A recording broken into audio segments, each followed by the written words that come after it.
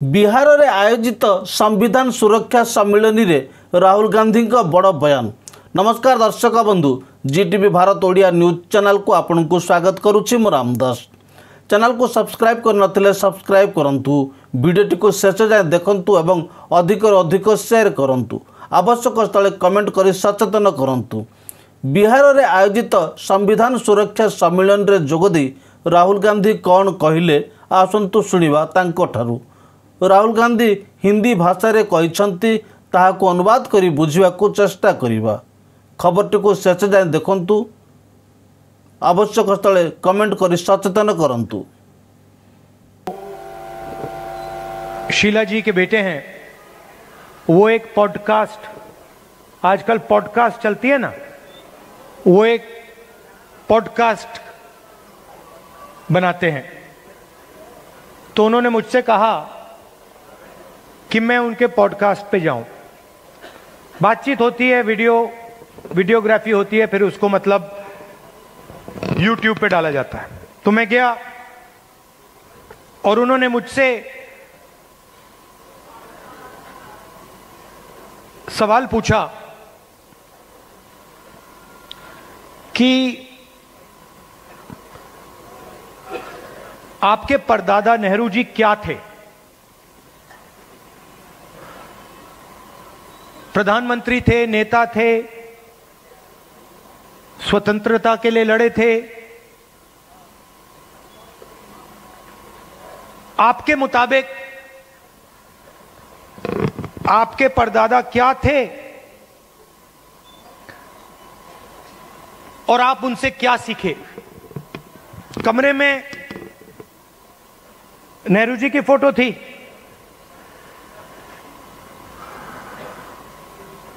एक तरफ गांधी जी की पेंटिंग थी, और मैंने सोचना शुरू किया कि सच्चाई का रक्षक है और जो हजारों सालों का जो विजडम है, जो हिंदुस्तान के लीडर्स ने, बड़े बड़े महापुरुषों ने इस देश की जनता से सीखा, वो इसके अंदर है।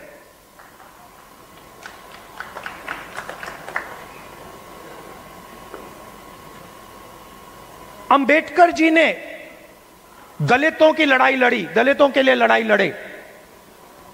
सिखाया किसने? सिखाया देश के दलितों ने। जो देश के दलितों के अंदर दर्द था, उस दर्द को अंबेडकर जी समझे,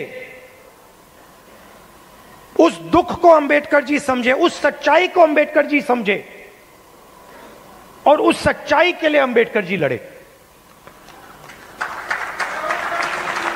इसीलिए महात्मा गांधी की autobiography my experiments with truth, Mahatma Gandhi की autobiography my experiment with lies नहीं थी, जो शायद मोदी जी लिख पाएंगे। तो सच्चाई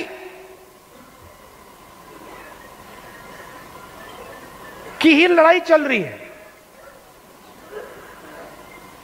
और आजकल क्या हो रहा है, सच्चाई बोलना हिंदुस्तान में मुश्किल है, आसान नहीं। आप देख लीजिए, हमारी पॉलिटिक्स को देख लीजिए, पॉलिटिक्स को देख लीजिए, बड़े बड़े नेताओं को देख लीजिए, बोल नहीं पाते हैं।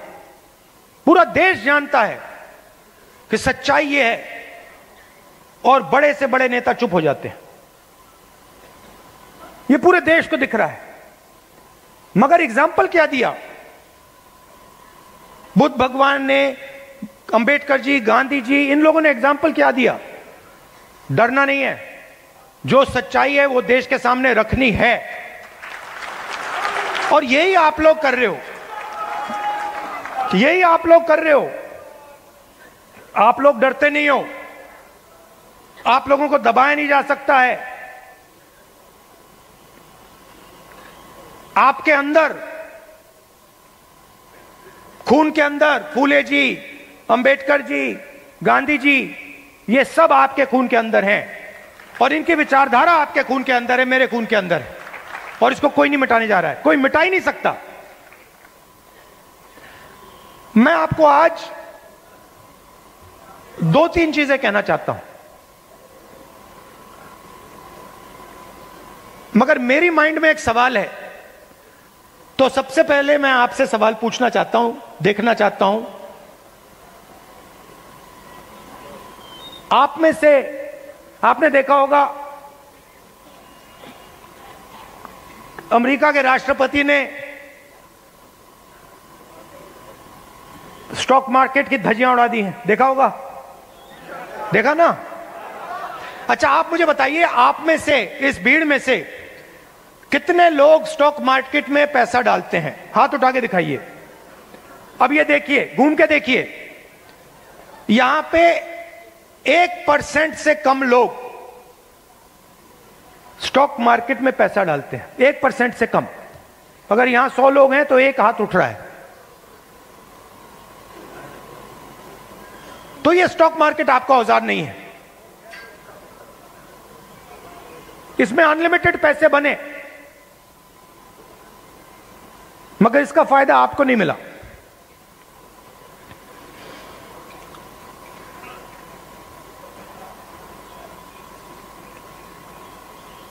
सीधी बात करूं,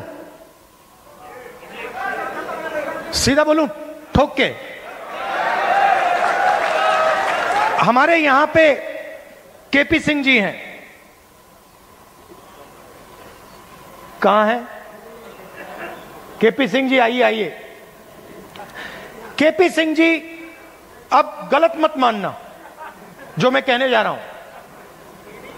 देखिए, केपी सिंह जी ने कहा, बैठिए बैठिए, आइए। केपी सिंह जी ने कहा कि मैं ऑर्थोपेडिक सर्जन हूं। कहा ना आपने? कहा। कुछ दिन पहले पार्लियामेंट हाउस में डेलीगेशन आया, वहां पे ऐसे ही एक व्यक्ति ने मुझे कहा, मैं आईआईटी का प्रोफेसर हूं,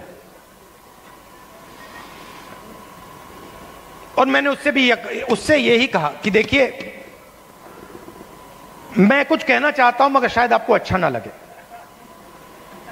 इजाजत है? उन्होंने कहा हां, कह दीजिए। और वही मैं आपसे इजाजत लेना चाहता हूं, इजाजत है?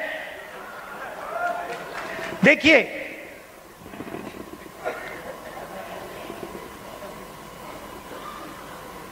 आप में ऑर्थोपेडिक सर्जन की स्किल है, ऑर्थोपेडिक सर्जन की नॉलेज है, ज्ञान है।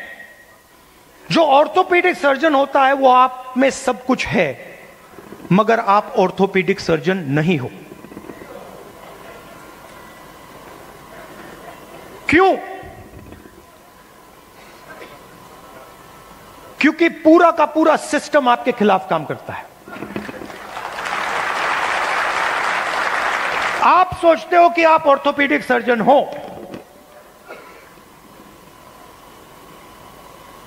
मगर आप अस्पताल को कभी नहीं चला पाओगे, आपको चलाने नहीं दिया जाएगा, कभी नहीं चलाने दिया जाएगा। और अगर आप में क्षमता चलाने की हो तो आपको फाइनेंस नहीं मिलेगा, पैसा नहीं मिलेगा, बैंक लोन नहीं मिलेगा। और अगर आपने बैंक लोन ले लिया और आपने अस्पताल भी शुरू कर दिया, तब ब्यूरोक्रेसी आपको रोकने की कोशिश करेगी। तो आपके मन में लग रहा है आपको कि मैं ऑर्थोपेडिक सर्जन हूं, मगर ऑर्थोपेडिक सर्जन के सच्चे औजार आपके हाथ में नहीं है, आपके खिलाफ काम कर रहे हैं।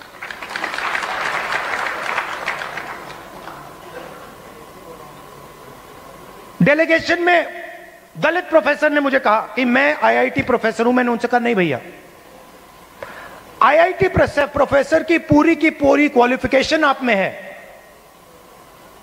मगर सिस्टम आपको सच्चा आईआईटी प्रोफेसर नहीं बनने देगा।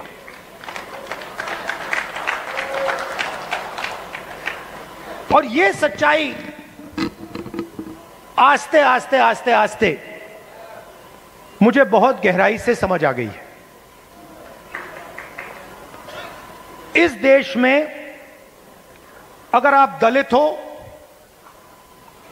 पिछड़े वर्ग के हो, आदिवासी हो, माइनॉरिटी हो, और उसमें मैं महिला भी जोड़ सकता हूं, पिछड़ा बोला, ईबीसी हो, अति दलित हो, अगर आप अपर कास्ट के नहीं हो तो आप सेकंड क्लास सिटीजन हो। और मैं ये ऐसे नहीं बोल रहा हूं, मैं सोच समझ के बोल रहा हूं, मैं पढ़ लिख के बोल रहा हूं, और मैं सिस्टम को बहुत गहराई से देखने के बाद बोल रहा हूं। मैं आपको 2-3 उदाहरण देना चाहता हूं। तेलंगाना में हमने कास्ट सेंसस किया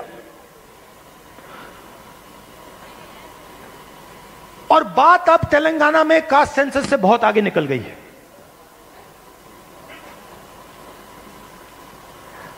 तेलंगाना में हम आपको ऐसा इंफॉर्मेशन दे सकते हैं, सामाजिक इंफॉर्मेशन, कि आप अपने सपने में भी नहीं देख पाओगे। वो कैपेबिलिटी अब तेलंगाना की सरकार के हाथ में है। मैं आपको आज स्टेज से बता सकता हूं कि अगर आप तेलंगाना में देखें और उन लोगों की लिस्ट निकालें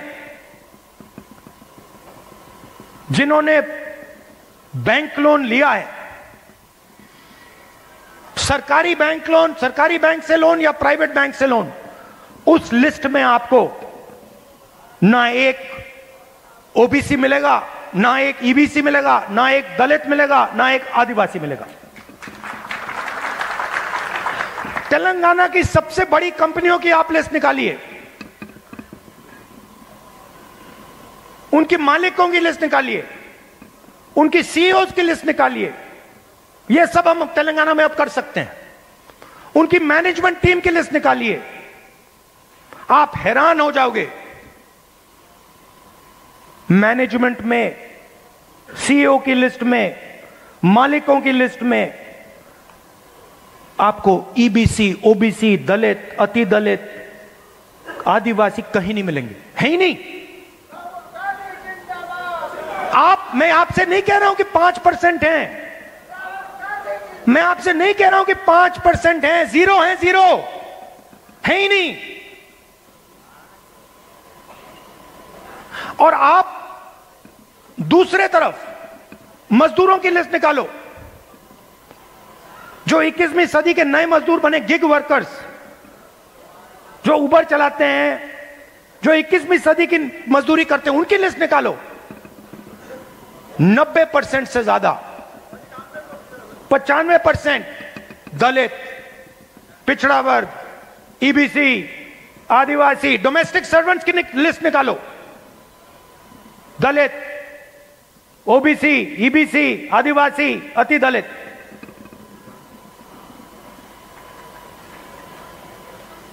और मैं सिर्फ कंपनियों की बात नहीं कर रहा हूं, मैं अस्पतालों की बात कर रहा हूं, शिक्षा के सिस्टम की बात कर रहा हूं, सरकार की बात कर रहा हूं, कॉर्पोरेट इंडिया की बात कर रहा हूं। जहां भी आप देखो, आप हो ही नहीं।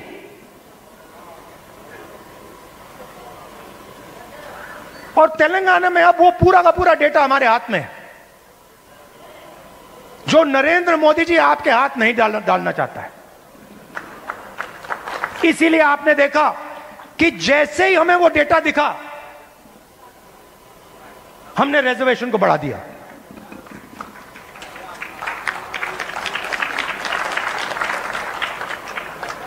मैंने नरेंद्र मोदी जी को लोकसभा में सामने बोला,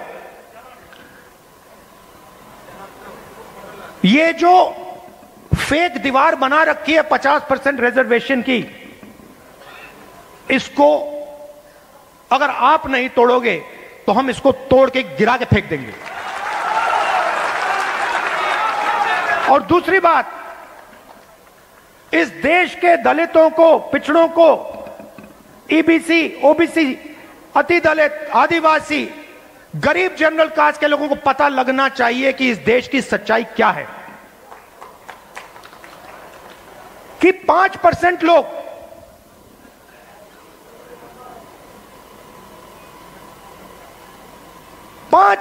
लोग इस पूरे के पूरे देश को चला रहे हैं।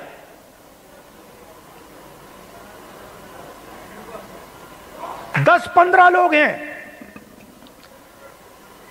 जिन्होंने पूरे के पूरे कॉर्पोरेट इंडिया को पकड़ रखा है। अदानी, अंबानी,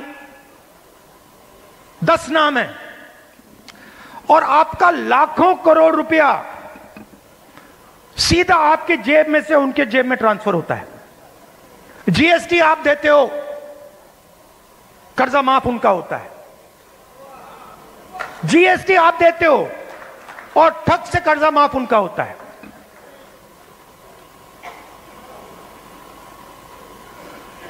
आप स्कूटर में पेट्रोल भरते हो, पैसा उनके जेब में जाता है। आप अपने बच्चों को कॉलेज यूनिवर्सिटी भेजते हो, पैसा उनके जेब में जाता है। आप बीमार होते हो, पैसा उनके जेब में जाता है। तो आप सबको घेर के रखा हुआ है, इसलिए आपसे सांस नहीं ली जा रही है।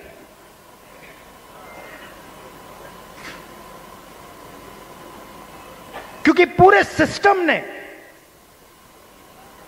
आपको घेर के रखा हुआ है, और उसमें गरीब जनरल कास्ट भी हैं।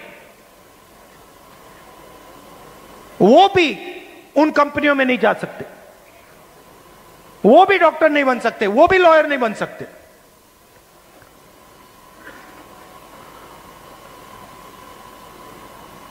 मैं छोटा सा उदाहरण देता हूं आपको। सुल्तानपुर में मैं गया, वहां पे चेतराम मोची जी हैं। पता नहीं आपने वीडियो देखा नहीं देखा? देखा था? तो मेरी दोस्ती हो गई उनसे। मैंने गाड़ी रोक दी, मैं वहां जाके बैठ गया। मैं आपको बताना चाह रहा हूं कैसे फंसाया गया है, किस प्रकार से फंसा के रखा हुआ है। मैं गया, 40 मिनट में उनके साथ बैठा। मैंने देखा कि हुनर की कोई कमी नहीं है। उनसे आप कोई भी उनको आप कोई भी जूता दे दो और कहो भैया इसको बना दो, कोई भी हो, मतलब ब्रांडेड जूता हो, ये आपने ये पहना हुआ ये हो, कुछ भी,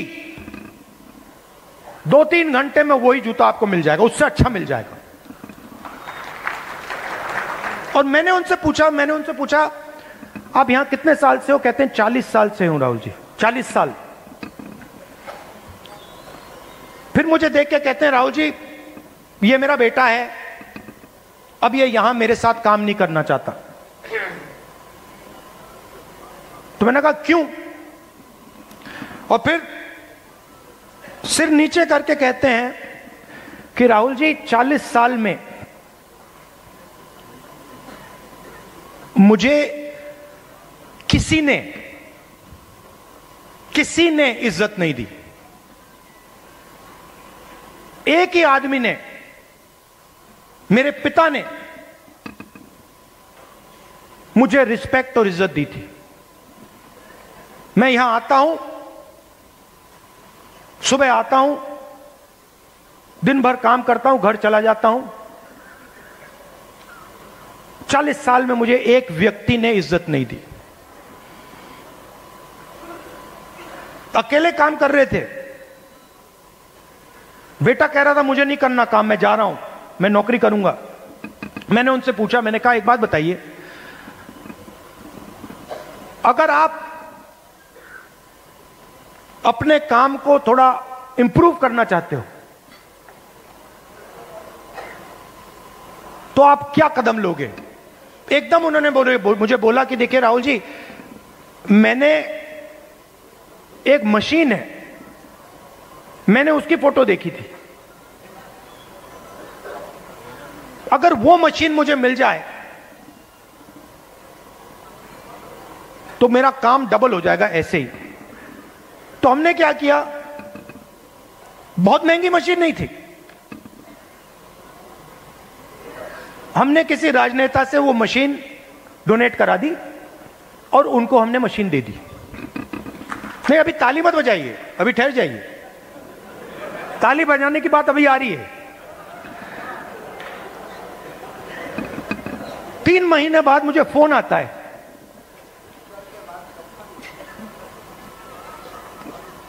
चेतराम मोची जी कहते हैं, राहुल जी मैं बड़ा खुश हूं।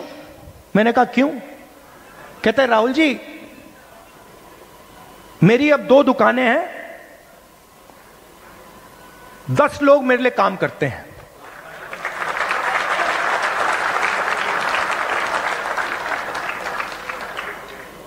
दस लोग मेरे लिए काम करते हैं, मेरी 2 दुकानें हो गई हैं। मुझे लग रहा है इस मशीन से कि मैं 4-5 दुकानें खोल पाऊंगा। अब चेतराम मोची ने मुझे एक और बात बोली।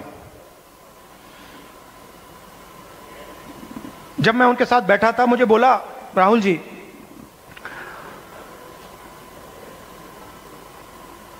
यूपी सरकार ने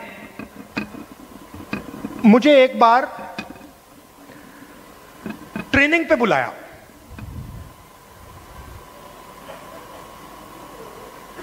उनकी योजना थी, ट्रेनिंग पे बुलाया। तो मैंने उनसे कहा क्या सीखे? कहते राहुल जी मैं वहां गया, ट्रेनर से ज्यादा तो मुझे मालूम था।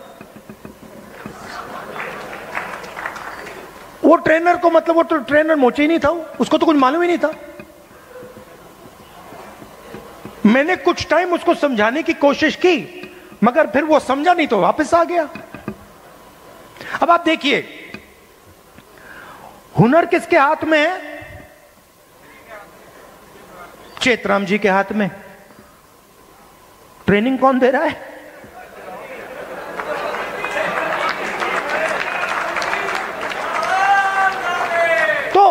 तो बात समझिए क्यों? क्योंकि ट्रेनिंग का नेटवर्क कंट्रोल में है। मशीन क्यों नहीं मिल रही? बैंक का सिस्टम कंट्रोल में है।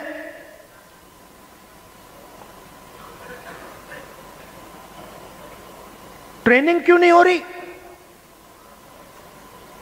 क्योंकि चेतराम जी ट्रेनिंग के सिस्टम में ही नहीं है।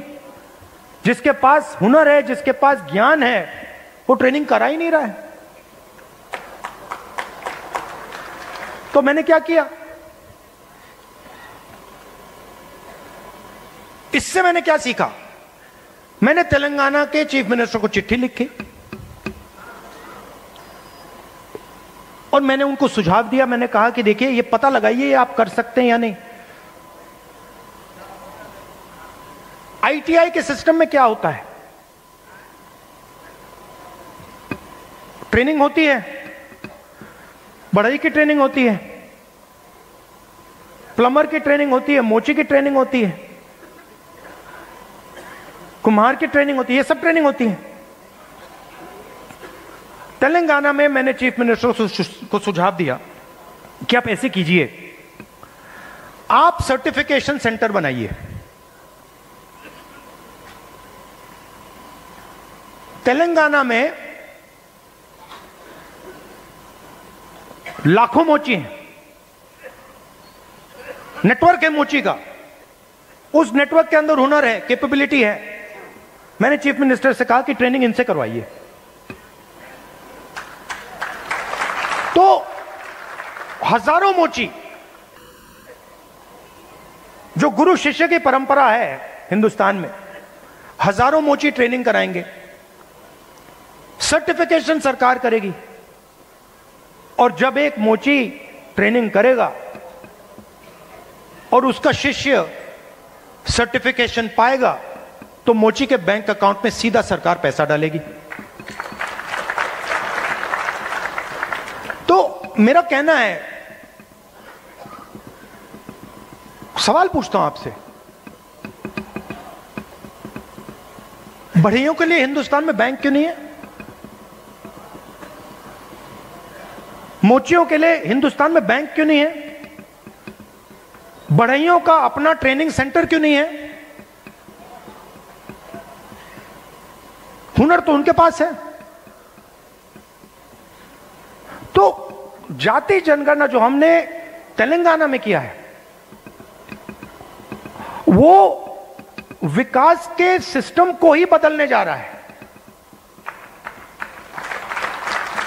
क्योंकि हम 21वीं सदी में जी रहे हैं।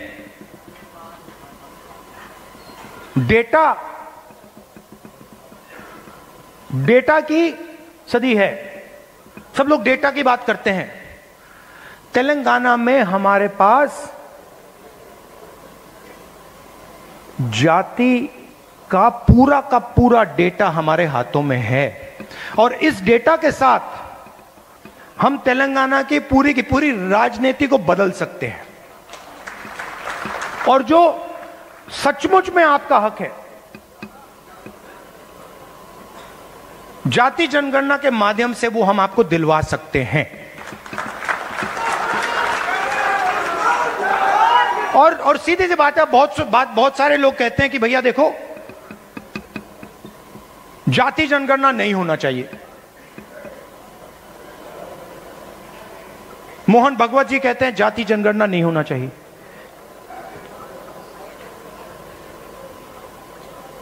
अगर आपको चोट लगती है, आप अस्पताल जाते हो, कभी आपसे डॉक्टर कहता है भैया एक्सरे मत करो। एक्सरे से कोई नुकसान थोड़ी होता है। एक्सरे से सच्चाई पता लगती है। वो ही हम कर रहे हैं। एक प्रकार से हम सामाजिक एक्सरे कर रहे हैं कि भैया सच्चाई क्या है, किसके पास कितना धन है, कौन कहां बैठा है, ब्यूरोक्रेसी में कितने लोग हैं, गरीब लोग कितने घुस पा रहे हैं, कौन सी जात के लोग कहां घुस रहे हैं, कहां जा रहे हैं, किन लोगों को कैसे रोका जा रहा है, ये सब जाति जनगणना से मिल जाएगा। तो ये एक क्रांतिकारी कदम है। क्रांतिकारी कदम है। इसीलिए आरएसएस और बीजेपी इसको रोकना चाहते हैं, और इसको अब दुनिया की कोई शक्ति नहीं रोक सकती है। बिहार में कांग्रेस पार्टी का मैं आपको रोल बताता हूं।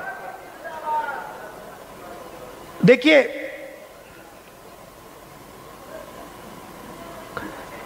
कांग्रेस पार्टी की जिम्मेदारी, गठबंधन की जिम्मेदारी, जो गरीब लोग हैं, जो कमजोर लोग हैं,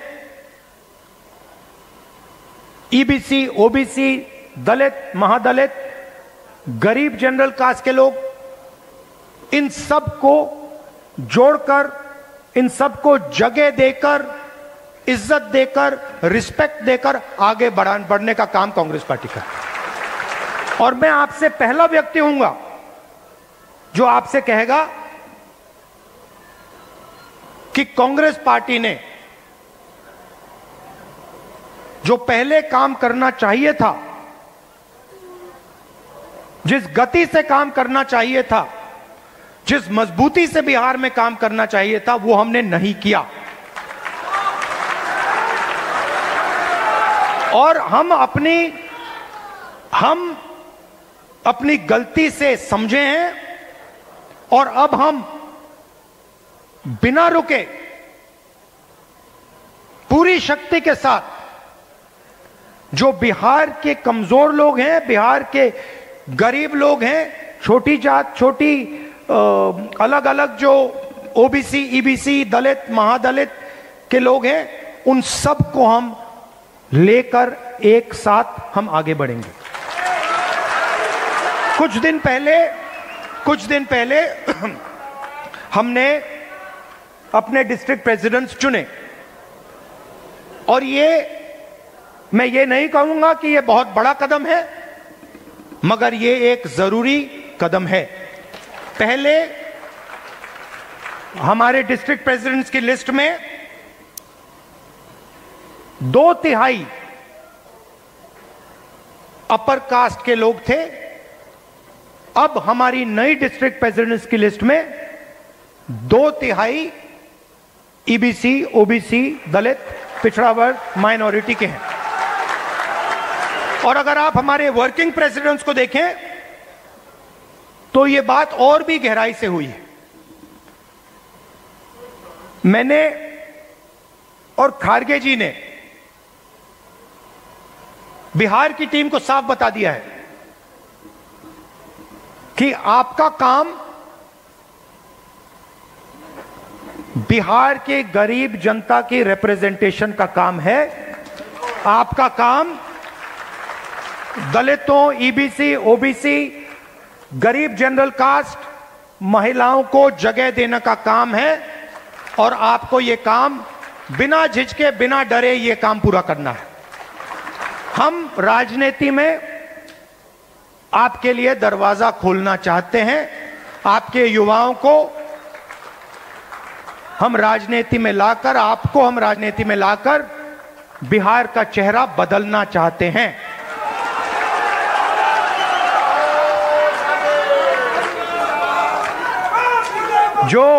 जो बिहार में हुआ है, जो आज बिहार में हो रहा है, जो एनडीए की सरकार बिहार में कर रही है, चुने हुए अरबपतियों की राजनीति चल रही है, अदानी अंबानी की राजनीति चल रही है, उससे हम लड़ रहे हैं और उसको हम हराने जा रहे हैं। और हम जानते हैं कि इस देश को बिहार की जनता डायरेक्शन देती है। जब भी राजनीतिक बदलाव आता है, अंग्रेजों के खिलाफ राजनीतिक बदलाव आया, बिहार की जनता ने यह बदलाव लाने का काम किया था। और हम समझते हैं कि बिहार की जनता फिर से यह काम करना चाह रही है और यह काम करेगी। और हम आपके साथ मिलकर, शामिल होकर यह काम करना चाहते हैं। सबसे जरूरी लक्ष्य कॉन्स्टिट्यूशन की रक्षा करना है। हमारी जो पुरानी विचारधारा है, बिल्कुल मतलब ऐसे, और जो इसके सामने आएगा, आपने देखा होगा पहले नरेंद्र मोदी, उनकी पार्टी कह रहे थे 400 पार, देखा आपने 400 पार। उसके बाद कांग्रेस पार्टी, इंडिया गठबंधन सामने खड़ा हुआ और फिर मोदी जी जब पार्लियामेंट आई, यूं किए कि मैं बदलूंगा नहीं इसको। तो कॉन्स्टिट्यूशन ने और आपने कॉन्स्टिट्यूशन को बचाने का काम किया। इसके लिए मैं आपको दिल से धन्यवाद करता हूं। और जहां भी देखिए, और जहां भी मेरी जरूरत होगी, बिहार के कोने कोने में, हिंदुस्तान के कोने कोने में आप मुझे बुलाओ, मैं हाजिर हो जाऊंगा। आपकी लड़ाई मेरी लड़ाई है।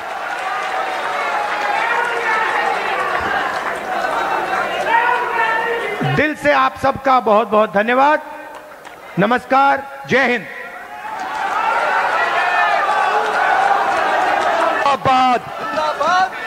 भारतीय संविधान जिंदाबाद।